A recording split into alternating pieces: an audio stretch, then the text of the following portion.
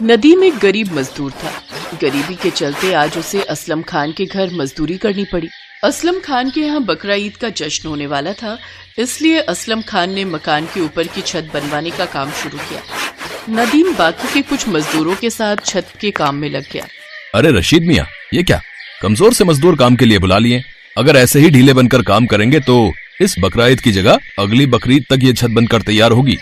चिंता मत करो हुजूर, आपका काम समय से पहले करवा कर ही मैं दम लूंगा। अभी इनके रोटी खाने का समय हो रहा है, इसीलिए थोड़े आलसी हो गए हैं। ओ नदीम, छत का उधर का हिस्सा कितना बनकर तैयार हुआ है? हुजूर बस थोड़ा काम बाकी है, फिर हम सब इधर की तरफ लग जाएंगे। 3 से 4 दिन में छत बनकर पूरी तैयार हो जाएगी। हुजूर, कुर्बानी का बकरा आ गया है, जैसा आपने बोला था बिल्कुल वैसा। अरे वाह, इस बार तो बकरा ईद पर मजा ही आ जाएगा। लेकिन बात सुन, अच्छे से बांध देना ताकि कोई चुरा ना पाए। आजकल किसी का कोई भरोसा नहीं। लोग अपना बकरा ईद मनाने के लिए सुना है दूसरों के बकरे को चोरी कर लेते हैं, और वैसे भी हमारे यहाँ तो मजदूर काम कर रहे हैं। इनमें से किसी का क्या भरोसा, कब किसकी नीयत बिगड़ जाए। असलम खान उन गरीब मजदूरों की तरफ टेढ़ी निगाह करके देखने लगा। मजदूर बेचारे कुछ नहीं बोले, चुपचाप वो काम पर लगे रहे। शाम को छुट्टी होने के बाद सब मजदूरों को उनके पैसे दिए गए। हुजूर, मजदूरों को आज के पैसे देने हैं। मैं सोच रहा था आप मुझे दे दो तो मैं इन्हें बांट दूं, फिर कल सुबह ये सब समय पर पहुंच जाएंगे। अरे रशीद भाई, तुमने कह दिया और ये सब समय पर आ गए, ऐसा कभी नहीं होता। अब इस नदीम को ही देख लो, आज भी 10 बजे काम पर पहुंचा। पूछ इससे आज ये देर से क्यों आया था? हुजूर, बेगम को 1 महीना पहले ही बच्चा हुआ है। घर में देखभाल करने वाला कोई भी नहीं है। पत्नी की तबीयत ठीक नहीं थी, इसलिए बच्चे की देखभाल कर रहा था, तभी आने में देर हो गई। मैं कल समय पर आऊंगा मालिक। तो फिर तू काम पर क्यों निकला है? घर में बच्चे की और बेगम की देखभाल ही कर ले, काम करने की क्या जरूरत है? देख रशीद, मैं तो सोच रहा हूँ तू इसकी जगह किसी और मजदूर को पकड़ ले, नहीं तो ये रोजाना ही देर से आएगा। नहीं, अब मुझे आने में देर नहीं होगी मालिक। मैंने बेगम की अम्मी को बुला लिया है, कुछ दिन वो यहाँ रह जाएंगी, फिर मुझे समय पर आने को मिल जाएगा। ऐसे मुझे काम से मत निकालो हुजूर, बड़ी मुश्किल से मैं घर परिवार चलाता हूँ, मुझे बड़ी परेशानी हो जाएगी। हुजूर, कुछ दिन और देख लेते हैं, अगर नहीं आया तो मैं खुद इसे काम से निकाल दूंगा। ठीक है, तो आज फिर इसके 100 रुपए काट कर दे, तभी इसे समझ आएगी। पकड़, इसके 150 रुपए हाथ में दे दे। मालिक, मेरे घर में छोटा बच्चा है, आप मेरे इतने रुपए काट लोगे? घर में खाने को कुछ भी नहीं है, बच्चे का दूध भी खरीदना है, घर में खाने का सामान और राशन भी खत्म है, बड़ी मुश्किल से। रशीद नदीम की बात बीच में ही काट देता है। अरे बड़े लोग हैं, इनके सामने इतना बोलना सही नहीं है। जितने दे रहे हैं उतने रख ले, नहीं तो इस काम से भी जाएगा। ये तो मैं हूं जो तेरा काम बचाने की फिराक में हूं, और तू जानबूझकर अपने पैरों पर कुल्हाड़ी मार रहा है। चल अब चुपचाप जा और कल समय पर आ जाना। नदीम की मजबूरी थी कि वो अपनी गरीबी के कारण इस समय चुप था। वो कुछ नहीं बोला और 150 रुपए लेकर उसने बाजार से कुछ सामान और बच्चे के लिए दूध खरीदा और घर पहुंचा। अच्छा हुआ आप सब्जियां ले आए, मैं जल्दी से कुछ खाने का बना लेती हूँ।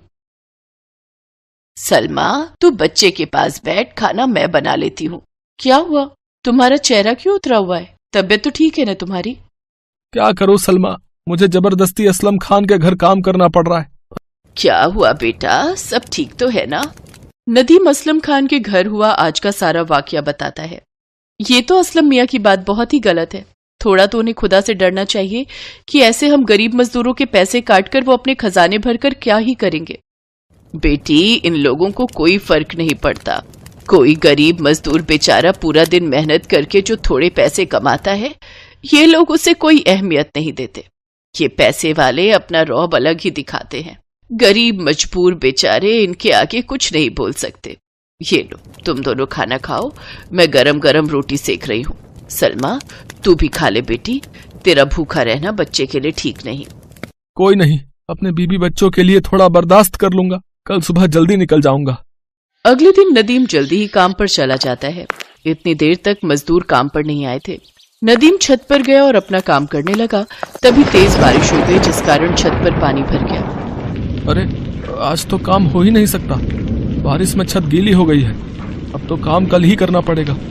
देखता हूँ, रशीद मियाँ को फोन कर लूंगा। इसी कारण मुझे लगता है बाकी मजदूर भी काम पर नहीं आए हैं। मुझे लगता है सबने छुट्टी कर ली होगी। मैं भी घर ही चला जाता हूँ। नदीम घर जाने लगता है, तभी असलम उसे आवाज लगाता है। अरे अरे, कहाँ जा रहे हो? अभी सारे मजदूरों को आने दो, आज छत का काम नहीं तो बगीचे की सारी सफाई तुमसे ही करवा लूंगा। कम से कम मेरा दिन तो खराब नहीं होगा। मेहमान आएंगे तो पूरा घर साफ करना जरूरी है। जाओ, मैं अभी थोड़ी देर में आता हूं, फिर तुम्हें बता दूंगा कि बगीचे को कैसे साफ करना है। जी हुजूर। नदीम बगीचे की सफाई करने के लिए चला जाता है। और भी मजदूर आ जाते हैं और वो भी असलम खान के कहने पर बगीचे की सफाई करने लगते हैं। सफाई करते हुए नदीम गमले को हटाकर साइड में रख रहा था, तभी उसके हाथ से गमला छूट गया।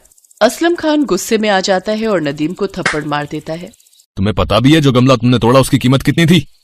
मेरे खास दोस्त ने यह गमला तोहफे में मुझे दिया था और तुमने इतना कीमती गमला तोड़ दिया। मैं पहले ही रशीद को कह रहा था कि तुम्हें काम पर ना रखे, पर उसने मेरी बात नहीं मानी, नहीं तो तुम आज इतना बड़ा नुकसान ना करते। अब दूर हो जाओ मेरी नजरों से, जाओ यहां से, और मुझे अपनी शक्ल मत दिखाना। मालिक, मैंने जानबूझकर नहीं तोड़ा, गलती से मेरे हाथ से छूट गया। ऐसे मुझे नौकरी से मत निकालो हुजूर, मेरे लिए बड़ी मुश्किल हो जाएगी। तू ऐसे नहीं मानेगा। रुक, मैं नौकरों को बुलाकर अभी तुझे धक्के मार कर यहां से निकलवाता हूं। जैसे ही असलम गुस्से में आगे बढ़ता है, अचानक उसके पैर में एक सांप काट लेता है और असलम छटपटाकर जमीन पर गिर जाता है। नदीम और बाकी मजदूर ये सब देख रहे थे। अरे, इन्हें तो सांप ने काट लिया, मुझे जल्दी ही कुछ करना होगा। अरे तू पागल है जो इसकी मदद कर रहा है? ये हमारे साथ कितना बुरा सलूक करता है? मरने दे, इसकी यही सजा है। इनकी मदद करने की कोई जरूरत नहीं है, चल यहाँ से। नहीं नहीं इमरान भाई, ये गलत है। मैं इन्हें इस हालत में छोड़कर नहीं जा सकता, मुझे ही कुछ करना होगा, मुझे ये जहर निकालना होगा। असलम खान की आंखें बंद होती जा रही थी, पर उसे पता था कि नदीम उसके पास ही बैठा है। तभी रशीद भी आ जाता है। नदीम कोशिश करके असलम के पैर से जहर निकाल देता है, पर इस कोशिश में नदीम भी थोड़ा बेहोश होने लगता है। इतनी देर में रशीद फोन करके डॉक्टर को भी बुला लेता है। घबराने की कोई बात नहीं है, असलम मियां खतरे से बाहर है। नदीम को भी मैंने इंजेक्शन लगा दिया है, उसकी तबीयत में भी सुधार है। कुछ देर बाद दोनों की तबीयत ठीक हो जाती है। आपको पता है, आज नदीम ने अपनी जान पर खेलकर आपकी जान बचाई है। हाँ बेगम, जब मैं बेहोशी में आ रहा था उसी हालत में मुझे धुंधला सा दिखाई दे रहा था कि नदीम मेरी मदद कर रहा है, फिर अचानक मैं बेहोश हो गया। नदीम, मुझे माफ कर दो, मैंने तुम्हारे साथ इतना बुरा सलूक किया, फिर भी तुमने मेरी मदद की। मैं तुम्हारा शुक्रिया कैसे अदा करूं, मुझे समझ नहीं आ रहा। मालिक, आपकी जान बच गई, मुझे और कुछ नहीं चाहिए। असलम बेटा, वैसे तो नदीम ने तुम्हारे लिए जो किया है उसके बदले जितना भी करो वो कम है, क्योंकि इस एहसान को चुकाना बेहद नामुमकिन है। पर तुम अपने हाथों से बकरा ईद पर नदीम और बाकी सब मजदूरों को तोहफे देकर इनके चेहरे पर खुशी ला सकते हो। जी अब्बू, आप ठीक कह रहे हो। इस बार नदीम और बाकी सब मजदूर अपने अपने घरों में खूब बढ़िया तरीके से बकरा ईद मनाएंगे। आप सब बेफिक्र रहो, इस बार बकरा ईद पर आप सबको मेरी तरफ से ढेरों उपहार दिए जाएंगे। और फिर ऐसा ही हुआ। असलम खान ने नदीम और बाकी सभी मजदूरों को बकरा ईद के दिन ढेरों तोहफे और रुपए पैसे उपहार में दिए, ताकि वो सब भी खुशी से अपने घर में बकरा ईद का जश्न मना सके। नदीम ने और बाकी सब मजदूरों ने खूब धूमधाम से बकरा ईद मनाई। सब मिलकर खुदा का शुक्रिया अदा करते हैं। असलम खान ने उस दिन से अपने व्यवहार को बदल लिया। वो नदीम और बाकी सब मजदूरों के साथ बहुत अच्छे से बर्ताव करता था। असलम ने और भी लोगों के घर नदीम और बाकी मजदूरों को काम दिलवाया और वो पूरा ध्यान रखता था कि रशीद नदीम और सभी मजदूरों को सही तरीके से पैसे बांटे, ताकि किसी भी मजदूर के साथ कुछ भी गलत ना हो और सभी मजदूरों का घर परिवार ठीक से चलता रहे। रमजान का पाक महीना बस खत्म ही होने वाला था और जल्दी ही ईद का त्योहार आने वाला था। हर रोजेदार की तरह सलीम को भी ईद का बेसब्री से इंतजार था। सलीम की माली हालत बहुत अच्छी नहीं थी। वो एक दर्जी था। अपने ही घर के बाहर एक छोटी सी दुकान थी उसकी। सिलाई का काम सलीम ने अपने अब्बू से सीखा था। उस जमाने में सिलाई का काम बढ़िया चलता था, लेकिन अब वक्त बदल चुका था। लोग ज्यादातर रेडीमेड कपड़े खरीदना और पहनना पसंद करने लगे थे। यही वजह थी कि सलीम का काम लगभग बंद ही पड़ गया था और इसीलिए सब कुछ बहुत मुश्किल हो गया था। सुनिए जी, रोजे तो किसी तरह निकल गए, लेकिन ईद को क्या करेंगे? बच्चों का बड़ा मन है नए कपड़े पहनने का, तो सिल दीजिए ना दोनों के लिए एक एक जोड़ी, और वो सिवई। हाँ, मैं करता हूँ कुछ, तुम फिक्र ना करो। इतना कहकर सलीम घर से बाहर आ गया। वो अपनी बीवी फातिमा से नजरें चुरा रहा था, क्योंकि सच यही था कि एक दर्जी होने के बावजूद वो अपने बच्चों के लिए ईद पर नए कपड़े नहीं सिल पा रहा था। क्योंकि उसके पास कपड़ा खरीदने तक के पैसे नहीं थे। फातिमा सलीम के हालात समझती थी, लेकिन वो भी क्या करे, बच्चों के फरमाइशी चेहरे उसे बोलने पर मजबूर कर ही देते थे। अम्मी, आपने अब्बू से बात की? हाँ, बोल दिया है मैंने। अब्बू ने कहा कोशिश करेंगे। फिर से कोशिश? तब तो हो गया, आपा रहने दो। यहाँ तो उम्मीद लगानी ही बेकार है। लगता है इस बार भी इन्हीं फटे पुराने कपड़ों में मनेगी ईद। और मनेगी भी क्या, वही हर साल की तरह अम्मी पानी में सेवई उबाल कर दे देंगी। बस हो गई हमारी ईद तो। इससे अच्छा तो ईद आती ही नहीं। 7 साल का अमान ये सब एक सांस में कह गया। उसके मन में एक बार भी ये ख्याल नहीं आया कि उसकी बातें फातिमा को कितनी तकलीफ दे रही थी। फिर उसी शाम, सुनिए जी, मैंने फैसला कर लिया है। वो पास वाली सोसाइटी में मैं कल ही जाऊंगी। और फातिमा, मुझ पर भरोसा रखो, मैं कुछ कर लूंगा ना। तुम घर पर वैसे ही बहुत काम करती हो, इससे ज्यादा मेहनत तुम्हारे लिए ठीक नहीं है। ठीक तो वो भी नहीं जो हो रहा है। बच्चों ने इस बार कितने मन से रोजे रखे हैं। ईद पर कुछ तो होना ही चाहिए उनके लिए। और ऐसा नहीं है कि मुझे आप पर भरोसा नहीं है, लेकिन जब तक आपका काम ठीक से नहीं चलता, मैं आपकी मदद करना चाहती हूँ बस। सलीम चाहकर भी फातिमा को रोक नहीं पाया और अगले ही दिन फातिमा काम की तलाश में निकल गई। जी अस्सलाम वालेकुम, मुझे राधा ने भेजा है। अच्छा, वालेकुम अस्सलाम। आओ अंदर आ जाओ। तुमने इससे पहले कहाँ काम किया है? जी कहीं भी नहीं, बस अपना घर ही संभालती आई हूँ अब तक तो। देखो, ईद पर हमारे यहाँ बहुत बड़ी पार्टी है, तो तुम सब कर तो लोगी ना? जी आपा, मैं सब कर लूंगी, आप बिल्कुल फिक्र ना करें। 1 मिनट, मुझे ये फालतू की रिश्तेदारी पसंद नहीं है। मुझे मैडम कहोगी तो ज्यादा ठीक रहेगा। जी मैडम जी, माफ कीजिएगा। वो घर काफी बड़ा था। घर की मालकिन हिना वहाँ अपनी बच्ची शाइना के साथ रहती थी। हिना के शौहर का इंतकाल हो चुका था और अब वो खुद ही अपने शौहर का गारमेंट्स का बिजनेस संभाल रही थी। अकेले रहने की वजह से हिना का बर्ताव थोड़ा रूखा हो गया था। वो ज्यादातर गुस्से में ही रहती थी। ये क्या है फातिमा, तुमने अब तक ब्रेकफास्ट नहीं लगाया? मैडम जी, मैंने शाइना बेबी का टिफिन तैयार कर दिया है। और आपका तो रोजा होगा ना? नहीं, मैं रोजे नहीं रखती। तुम्हें मुझसे पूछ लेना चाहिए था। ओह माफ कीजिएगा मैडम जी, मैं बस अभी कुछ बना कर ले आती हूँ आपके लिए। नहीं, रहने दो, अब मेरे पास टाइम नहीं है, मैं जा रही हूँ। इतना कहकर हिना घर से बाहर निकल गई और फातिमा शाइना के पास चली गई। शाइना बेबी, जल्दी करिए, आपके स्कूल की बस आती ही होगी। आंटी, मेरा स्कूल जाने का मन नहीं है। क्या? ऐसा मत कहिए, आपकी अम्मी गुस्सा करेंगी।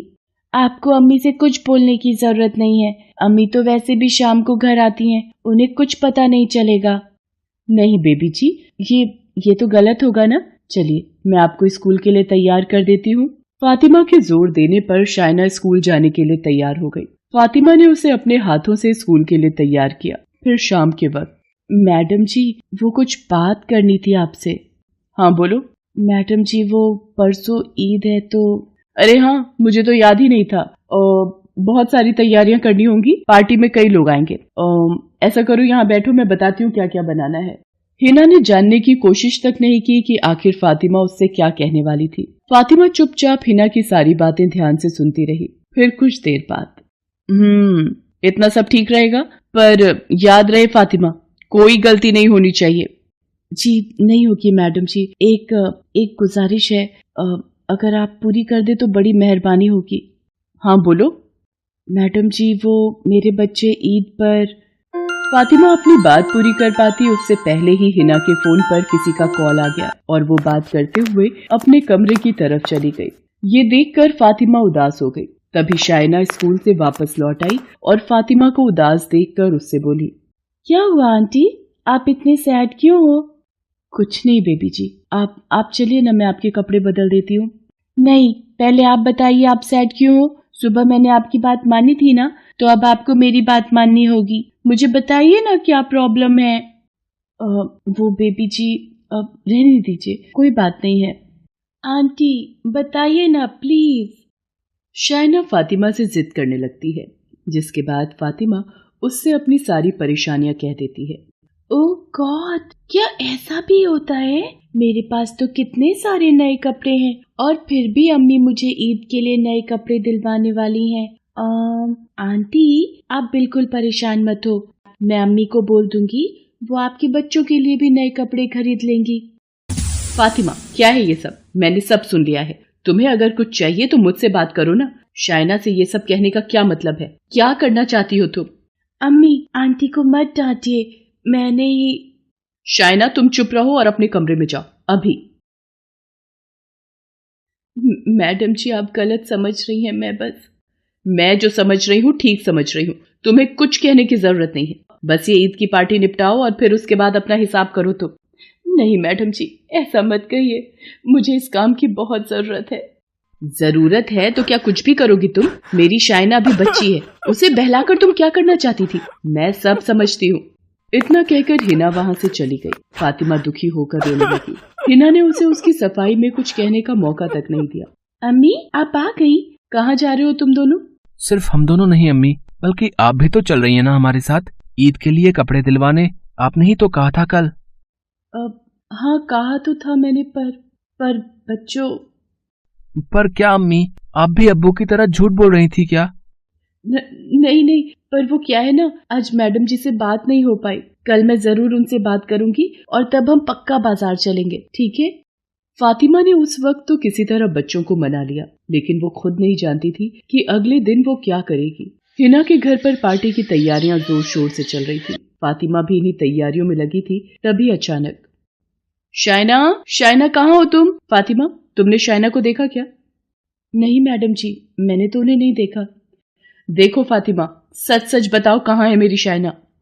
मैडम जी, आपका क्या मतलब है? मुझे सच में नहीं पता शाइना बेबी कहाँ है। हिना ने खुद ही ये तय कर लिया था कि फातिमा ने ही शाइना को गायब किया है। वो पुलिस को फोन करने ही वाली थी कि तभी अचानक शाइना खुद वहां पर आ गई।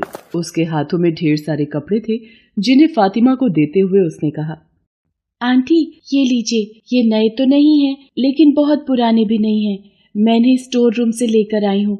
अब तो आपके बच्चे ईद पर खुश हो जाएंगे ना? शाइना, क्या है ये सब? तुमसे ये सब किसने करने के लिए कहा? फातिमा ने ना? नहीं मम्मी, आंटी ने मुझसे ये कपड़े लाने को नहीं कहा, और उस दिन भी मैंने ही उनसे जिद की थी, तभी उन्होंने मुझे अपनी प्रॉब्लम बताई थी।